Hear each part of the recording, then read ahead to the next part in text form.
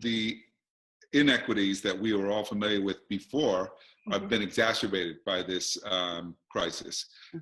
We knew, for example, that there were lots of kids who don't have internet access at home. Well, those kids aren't going to be able to do virtual learning and distance learning from home. There are a lot of kids that don't have laptops and screens. So that digital divide was there before, and now it becomes a real critical issue for learning access. So access is a real critical issue. And hopefully we're seeing some districts that are starting to be able to address that. LA Unified, I'm very impressed with what they've done to expand access to learning and get kids on the internet. But there are a lot of districts that can't do that, don't have the resources. I think particularly about schools in rural areas, so how challenged they are. A lot of homes and teachers don't have internet access where they live. Right. Yeah. So there are a lot of people just cut off right now. Yeah. But aside from that, there's the stress people are under. And the fear created by the virus, the fear created by the economic uncertainty, people not being able to pay their bills, maybe losing their homes. All that adds to I think the challenge of the moment and the difficulty that people are under. And so to even treat this like a normal situation, I think would be a fallacy. There are a lot of kids that know something is fundamentally wrong and are really concerned, because the adults they turn to typically don't have answers, don't know how we're going to get through this. And that, I think, is troubling for everyone. And given that we don't know how long this will last, that's going to be a lot of lost learning time for kids. But there's been very little leadership from the state or the federal government about what to do, about how parents should respond in meeting the needs of kids.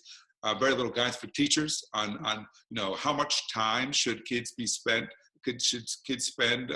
learning in front of screens.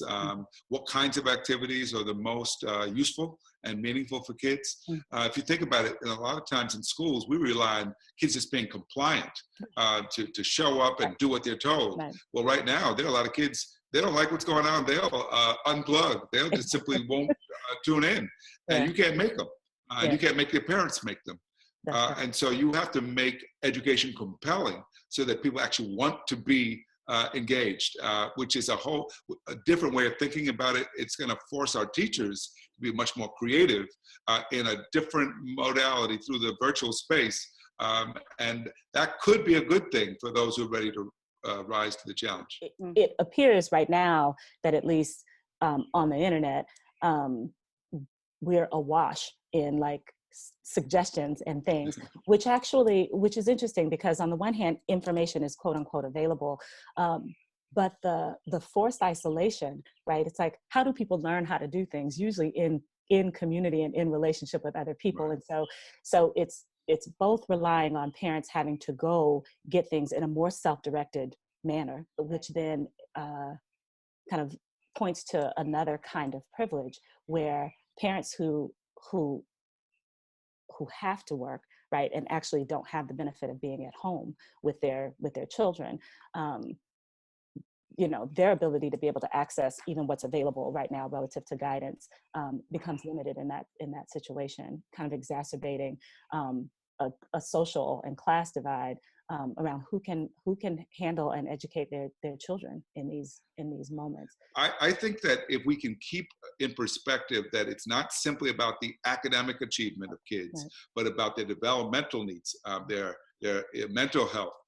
These things are critical right now. And as long as we keep that kind of more integrated, holistic approach in mind, I think we could come through this okay for our children. But there are a lot of parents out there, as you said, they're busy with work. They might be working at home, so they don't have time to be involved with their kids, or they simply don't have the educational background themselves. They don't feel comfortable providing the support kids need. So again, that exacerbates the inequities that we knew were there before. This is an opportunity to really reimagine education for kids. And when we go back, we shouldn't just go back to what we knew, the status quo, but really think differently about, okay, well, how do we engage kids? What did we learn from this about ways in which to tap into the creativity of our teachers? What did we learn about making education meaningful for kids? For example, imagine if all kids were reading more during this period. that would be a great thing. Mhm. And you know, if there are kids out there with books in the home, I hope that that's happening, Yeah. because you know, there's so much that can happen if Mhm. we simply use our own imaginations. You know, I always point out to people that the most popular subject for most kids up until middle school is science.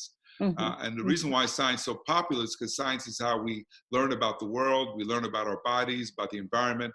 Uh, this is a good time to take kids out into the parks and into our yards, let them study earthworms, let them get involved with Yeah. nature, Yeah. ask questions, tap into their natural curiosity. Our Mhm. goal should be to help more kids become self-motivated, independent learners. Mhm. And this is a chance to do that. It's also a chance for parents to realize they have to be involved with their kids. Mhm. Regardless of how much education they have, they Yeah. can play a role in supporting their children and Mhm. being their guide in learning. Yeah. And we should encourage parents to do that, to be empowered to I do mean, that. and thinking about kind of state and government leadership, for as long as you and I have both been in this work, we know that there is going to be some incredible incentive to kind of get the trains running back on time, get kids back in the classroom as soon as possible, and when we're kind of allowed to reconvene and regather, um, what kind of advice do you have for particularly our state officials for whom, you know, lots of edicts and mandates may be flowing down into our local districts, um, about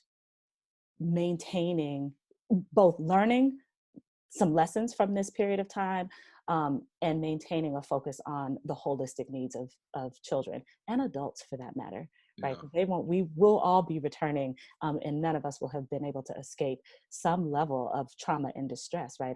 Our teachers in particular, um, are are also, you know, will have also been tremendously impacted, by this. So what do you say to? This, I think, should shift the conversation away from a narrow focus on achievement to equitable access to learning.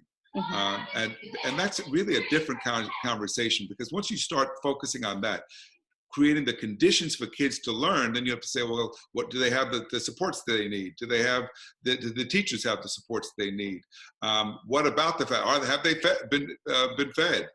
Do they have uh, all the resources we know they need to be successful? So focusing on access, which might seem to precede achievement, is, I think, a good step, because it's something we've ignored. We've ignored, for example, that affluent kids get to go to enriched summer camps and have enriched learning experiences in the summer, so they come into school in the fall ahead of kids who've been sitting in their apartments watching TV and playing video games. Well, this should prompt us to say, well, how do we reduce that inequity as well? So I think this crisis has drawn light on the nature of the inequities that we live with in our country and have accepted as normal. Hopefully, when we come back to our schools, we're going to start to see a greater focus on how to ensure that all kids have access to that opportunity to learn, and that we make school a place that's supportive and compelling, that kids want to be there.